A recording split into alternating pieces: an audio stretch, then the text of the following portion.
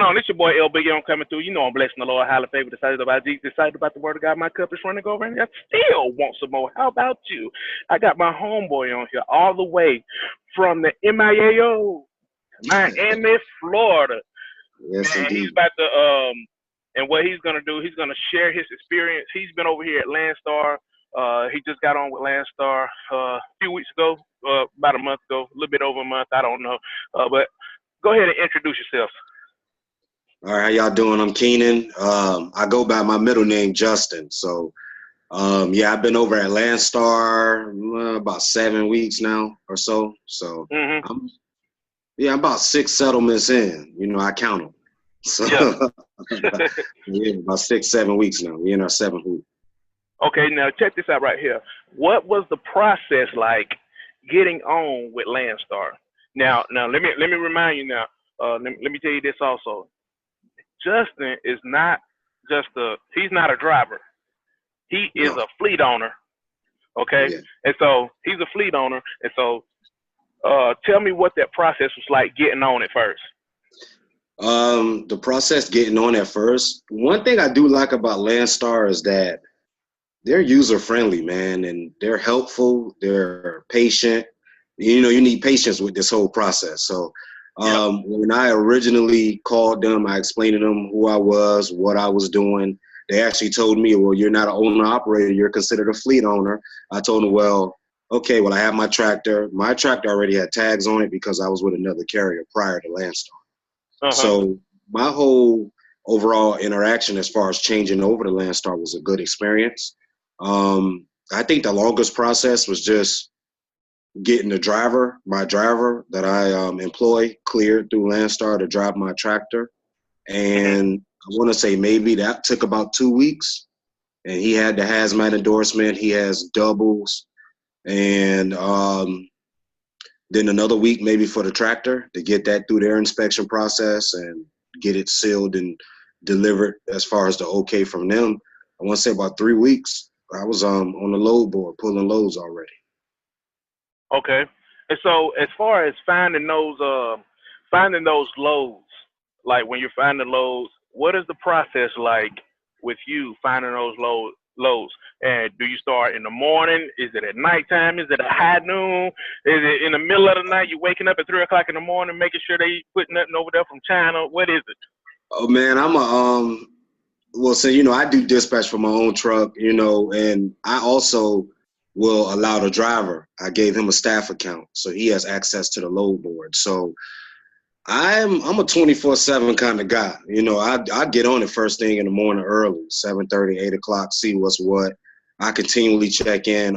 Something that I do like about Landstar is that you can enable alerts, which they do the phone call alert, which is the live alert, which is what they call it. That's kind of annoying where they call you, but then I do email alerts. And as soon as it gets posted, it sends straight to my email. And that's kind of a way to get the jump on a lot of guys that's sleeping. Because you literally get a load that's been posted a minute ago. Okay. I check in the morning. I kind of sporadically check throughout the day. So it's not necessarily a set time pattern. A lot of these agents will post late night. I've actually gotten a call from an agent 11 o'clock at night about a load. So, I mean, this is technically like it's a 24-hour kind of thing, man. If they need that freight move, those agents will call you. And they'll ask you, hey, where you at? And, you know, the trucks have GPS on them. So they kind of can see where your truck is. And it's kind of, you know, at your leisure. If you want to log on once or twice a day, just understand that it may be something you missed in between the whole process. So, you know, I kind of check very often. Yeah. Well, you know what? Piggybacking off that, I got a homeboy of mine that stays down in Atlanta. And what he likes to do is he'll check the load board like in the evening time from around about 3 to like 5 o'clock because you know around that time right there they're just they're throwing stuff on the board. They gotta hurry up and get it out, especially at the end of the month. Hey, so they'll raise them rates up, man. They getting desperate. They put it on there, man. I just saw a load from Jacksonville to Fort Myers, man. $8.68 a mile. I put that on my Instagram. Oh, you saw it on my Instagram account. Yeah. And, well, follow my Instagram, trucking, TRUCKIN _ Justin. JUSTIN, Trucking Justin. I post a lot of stuff on there about the truck, the current situation of my load board, what we're hauling, what days it drops off. I'm kind of I don't mind showing people and giving people the ability to see without them necessarily needing to take the risk. So and that's the thing I do too, because I think that when you're vulnerable and you put yourself out there, you're able to help more people. And I've been able to help more people, by showing people the numbers and by giving out my phone number and different things like that right there. And it gives people an opportunity to connect with you and to be able to say, you know what, this guy right here, this is somebody that I could touch, somebody I could talk to, and it's not somebody just shooting off some wild number somewhere. You can't never get in touch with them. I take it a step further. I post my settlement on Instagram, and I show people who, what, when, why, how I got it. To me, this isn't necessarily a secret. You know what I mean? It's just what the truck did that week. It may have had a good week, may have had a bad week, and I from going on YouTube, guys like talking about Landstar, doing different things. You got to be able to show people what's what to give them more of an understanding. So, I mean, that's kind of the angle I.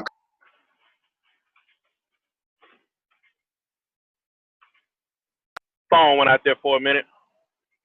Yeah, hello? Yeah, I got a call. I post my settlements. So if people go on like your Instagram, like they go on my Instagram, you can see my settlements. You can see my first month, my whole first month of settlements. Yeah. So, and I post stuff like so. I remember that settlement you sent me, but I was like, what in the world? Like, what are they doing down there? And I was like, this guy right here is in Florida. He's in Miami. And where's your guy running out of? He's running out of my truck's out of Jacksonville. Yeah. So you're running out of Jacksonville, and so just to prove that there's freight, in Florida, and sometimes, man, you just got to have that unction to be able to stay on that load board and get on the load board and find out, okay, where's the load at? What's going to get me there? What's going to bring me back? And it may be inconvenient for a minute, but at the end of the day, them numbers is what's going to be the thing that counts. And, a lot of stuff is, man, sometimes I might take, the feeder load to get me to the big money. I got a feeder load this week. I think it's going from like Pooler, Georgia up to like Alabama somewhere, but but that gets us to we got a $3,700 load out of there. Yeah. So I mean, some stuff, a lot of this is strategy, logistics, like and just proper planning. And with my guy, I typically plan my truck out about 3 or 4 days. So me as a fleet owner, I'm not as hands-on like you would think, to run your own trucking business and to run your own business through a carrier. I have everything set up days in advance, and typically I'm not as busy when I do it that way versus when I do it day to day. But then if you get a driver that you can trust, he'll book a load. Like he booked a load and didn't even check with me because he knew we needed that load to get to the big load. So he sent it to me and let me know, man, this ain't a good load, but look what I found coming out of there. Which I'm open to that. So Now I'm gonna tell you something else too. I'm gonna tell you just like some major information, and this right here is gonna be like I'm gonna share with you my settlement for this week. I'm gonna share with you the numbers not for this week, for last week, okay, or the week before last. But before I do that, I want to make sure that I want to give a shout out to my agency. This was an impromptu video right here, so I forgot my shirt at the house. But make sure that you call the GAD agency if you want to get on with Landstar, if you want to bring your trucks on the Landstar, whatever it is you're trying to do with Landstar, make sure you call the GAD agency. And I'm going to have their number right below on the screen, and you can call them. And also you can reference my truck number, 422-890, 422-890. I'm going to have that on the screen also. And so whatever it is that you're trying to do, if you're trying to have your own trucking company, or if you're trying to lease on, or if you're trying to bring on multiple trucks, you could do that at the same time. We can lease on some trucks. And I'm going to tell you one thing about the GAD agency. GAD has that freight. I'm telling you right now, GAD has the freight.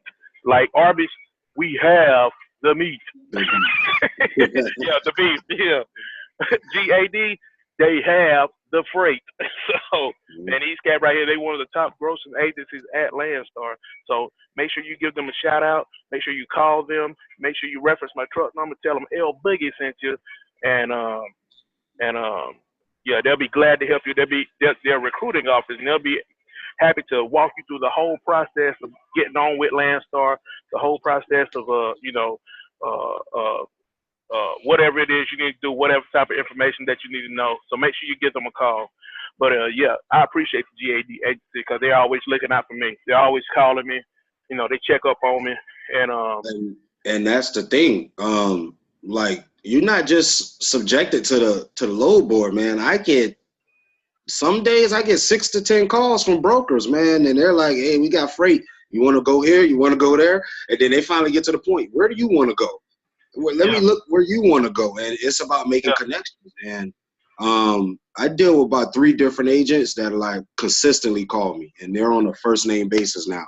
They know my voice, I know theirs. And even if I don't move their stuff, it's just good to build that rapport because you want to survive in this business. It may not be something on the load board, but they may have a load that you can move for them.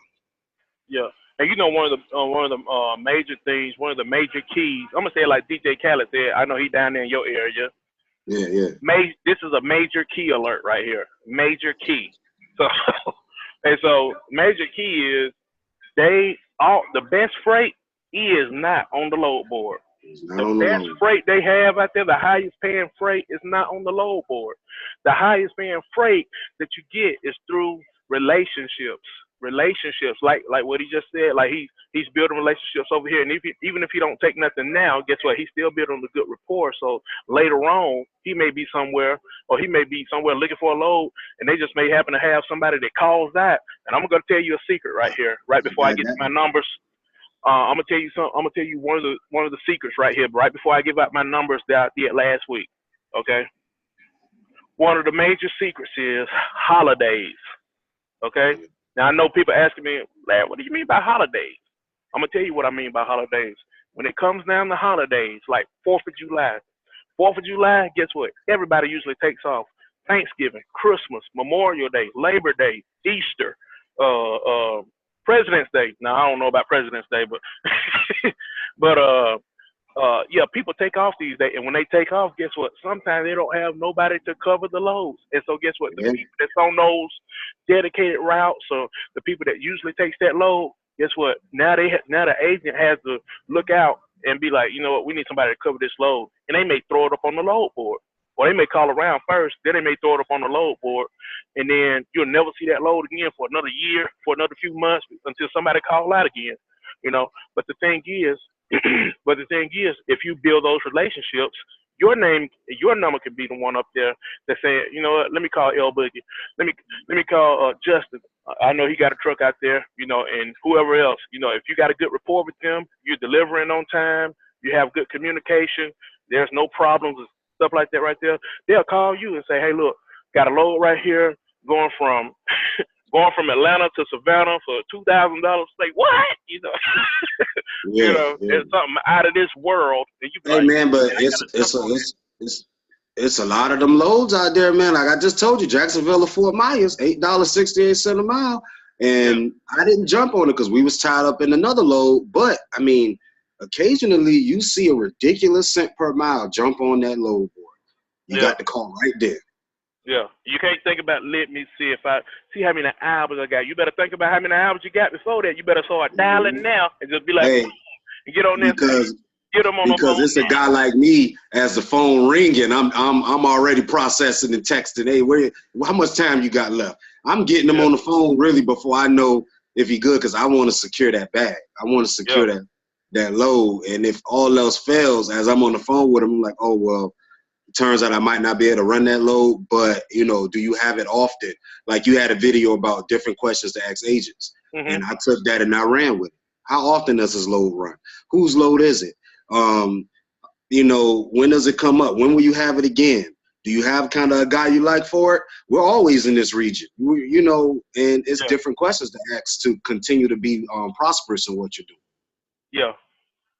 All right, so to the numbers. Last week I had around 2,200 miles. I did 2,200 miles, and my net NET, not the gross, my NET, what I brought home in my pocket was 41.53. Okay, 41.53 in my pocket. And a lot of people ask me, is it money to be made over there? I'm not talking about $41.53. I am talking about $4,153. Okay, and that in my pocket. Okay, so there is plenty of money to be made out here.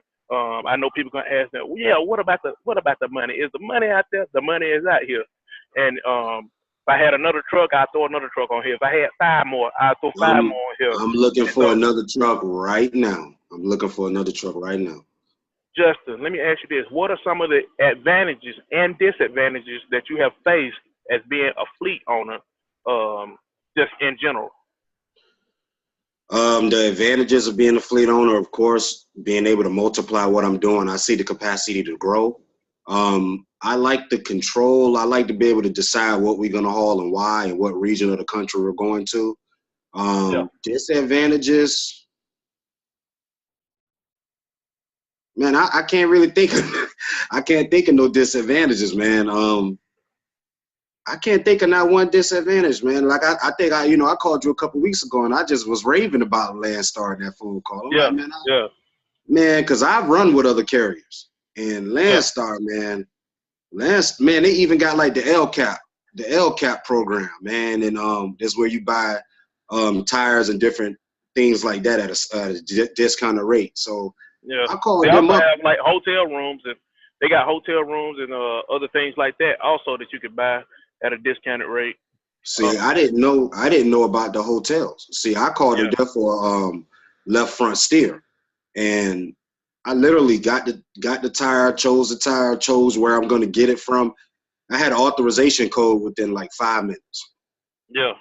And I mean, just user friendly, man. And it's so many other departments that I've called to ask certain things about and just learn. And it's always somebody willing to talk to you. And if they don't know, they refer you to somebody who knows and they'll transfer you over. They're really interested in keeping you moving, keeping you going, seeing you win as a business. Because when you win, they win. And they understand it. And I have no regrets at all. And you were saying about your settlement. Last week, or I'm talking about the week before last. The week before last, I think we had $4,800 on the settlement. Say that again. The week before last, you had how much? $4,860.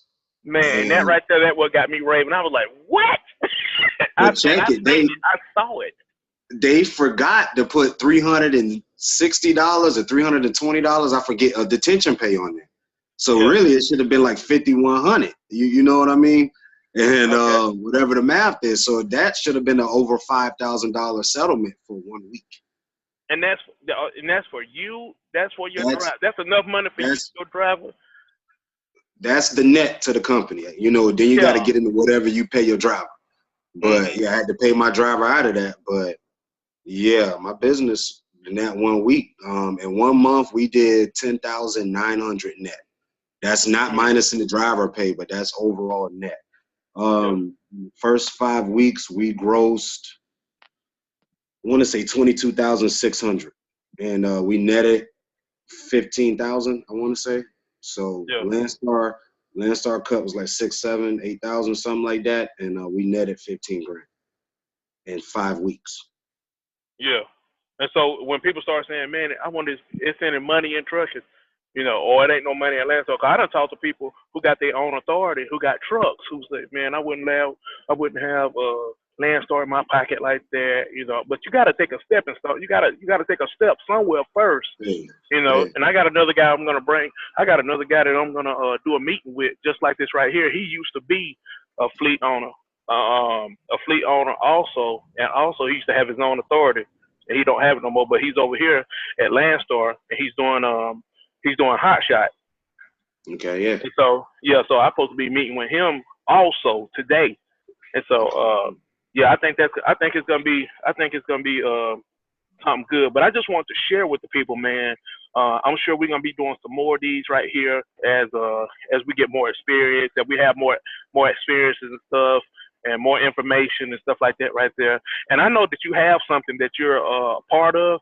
I Oh want you to yeah. share. I want you to share that because it may be some people out there that want to be a truck investor, that want to invest in Okay. trucks and bring them on with Landstar. I want you to share that information. And when I edit the video, what I'm gonna do, I'm gonna put that information down here for people to see. Okay. Okay. But hey, and hold on, just before you do that, let me get your Instagram name again. My Instagram name is Truckin, TRUCKIN underscore Justin JUSTIN, Truckin Uh-huh. Justin. That's my Instagram. And Yeah, my Instagram is official logistical L Boogie. Logistical L Boogie. Yeah, I had to change it on them. I had to change it on them, man. I'm a logistical man. man. And the program that I'm a part of is the gentleman in the organization that kind of showed me the trucking thing and like gave me the whole understanding of, you know, you can make money with these trucks. And his Instagram is Hood Estates. And what he does is he owns a 2010 Cascadia. He runs through a third party logistics company that does dispatching on their own. Mhm. And I'm a mentor now for his platform. He has a master class where he explains what's what with the trucking and how he actually makes his money with it. And I mean, it's the same criteria more or less to how I'm making my money with it.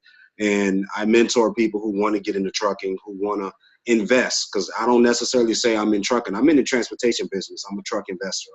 I'm in transportation investing.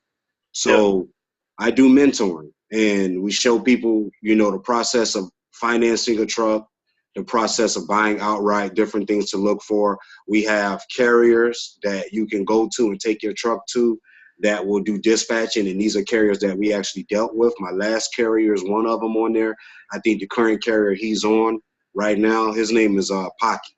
So his carriers on there, and then another carriers on there. We have insurance companies that we are currently dealing with. We even have a loan officer that's a part of it all. And what else on there? And we actually have a place on there where we bought our trucks from is on there. And what you get with the master class is you get the ability to learn the structure of the ideal, the who, Yeah. what, when, and why, which to me is worth a lot of money and a lot of knowledge, because just to know is worth knowledge. Knowledge is gaining power. Knowledge is understanding of.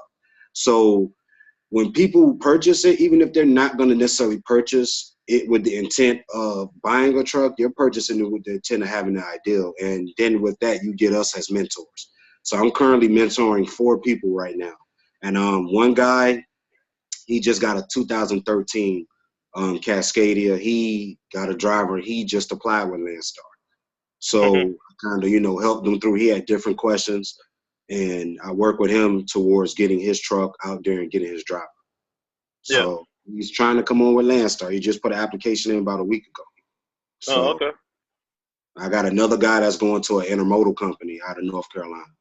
Mhm. So I mean, it's ways of making this work where you don't necessarily have to drive. My career by trade is I'm a locomotive engineer. I drive trains. So I work my career and I run this truck. I run this truck hard. I put them out there, man. And, Yeah. you know, it's things to learn and just the general structure and idea. If anybody wants to know, you can always follow my Instagram. And I'll give L Boogie here the link where he can put it up there, where if you want to look at it and just read up on it, you can understand what's going on, because there's so many different ways of making money with this truck industry, man. You don't necessarily have to be a driver. You could be an investor. If you don't want to Yeah. do that, you could be a broker. You could be an agent. You could own your own freight brokerage. It's so many ways of making money. You could be like you were talking to me just about dispatching other people's trucks Yeah. and getting a passive income from that. And I do this, and I don't even leave home. That's the key to it all. Me Yeah. personally, I don't leave home dispatching my trucks. I go do my career. My truck is over there doing something else. I've only seen my truck twice since October. Yeah. So just know, there's ways, people. There's ways. There's ways. There are ways. Don't be discouraged. There's ways of doing this. And if you get Yeah. with guys like Mr. Cochran and you follow my Instagram, ask questions, man. And there's Yeah. just ways of getting out there and understanding. When I originally came on, you guys, L Boogie, he'll tell you, I called him. He didn't know me from nowhere. I got his number. I texted him. I say, hey, look, I got a truck. I already got a driver. I'm running over here. I'm going to Landstar. Can you tell me more? Tell me how Landstar work. And he was a big part of me coming over to Landstar because I was looking at Landstar and who else? Schneider. Yeah. You know what I mean? I was looking at Schneider and I was like, well, I said, man, I'm going to go to Landstar. Like I said, I don't have any regrets about going to Landstar, man. Brother Cothran is the one who kind of shed the light on it, and he made it possible for me to get more of an understanding about Landstar, and I'm thankful. And on this video, I want to tell you thank you for your time. Yeah, and man, no problem, man. That's what I do, man.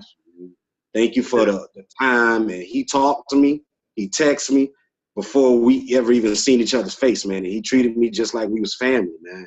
And I just appreciate it. I'm thankful. Yeah. Hey, man, you're welcome, man. I'm thankful for you too, man, because I like to build relationships no matter, where we're at and everything like that. I just talked to one brother today, and I'm on my home time right now, and this brother, he had, my phone went off, and he had emailed me. He said he put his phone down, and he got an email back. Bing! He said, what in the world? And he didn't know. He was like, man, I didn't know he was going to hit me back that fast, But, hey, I put it out there. This is what I'm doing, man. I'm out here. I'm just out here, just trying to change people's lives and stuff like that, trying to shed some light on the money that can be made here at Landstar and just in the trucking industry, period. Like when you look on that load board, dude, those rates are ridiculous. Like it's the cents per mile right now with Landstar are on dry van are rivaling flats right now. Yeah. And I talked to a flatbed driver that said the same thing. He was like, man, I'm thinking about going over the van. Trying to tell you. Because the rates are like up there.